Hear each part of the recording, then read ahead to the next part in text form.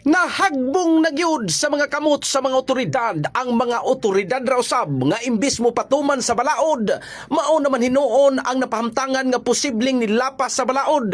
Ang mangdakupay nadakpan ra gyud og karon tingkagol na sa Buenavista Municipal Police Station ang siyam ka mga personahe sa Land Transportation Office Butuan. Nasayran nga kining mga enforcer sa LTO nangadlangon in town ni og checkpoint sa National Highway sa Barangay Alubihid, Buenavista, Agusan del Norte para magpatuman sa balaod trapiko kaganina.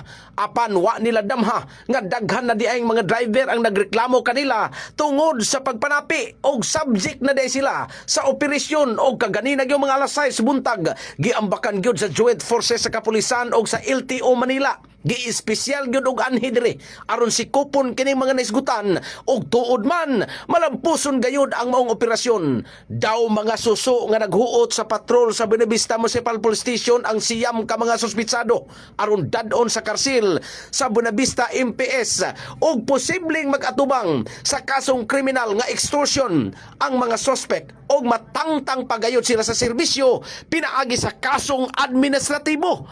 Samtang atong gibisitahan ang buhatan sa Department of Transportation Regional Office, pero mingaw kaayo ang ilang buhatan og takom ang mga baba sa mga personel didtong dapita og sa diyang atong gisaka ang opisina ni Regional Director retired Colonel Joel Consulta.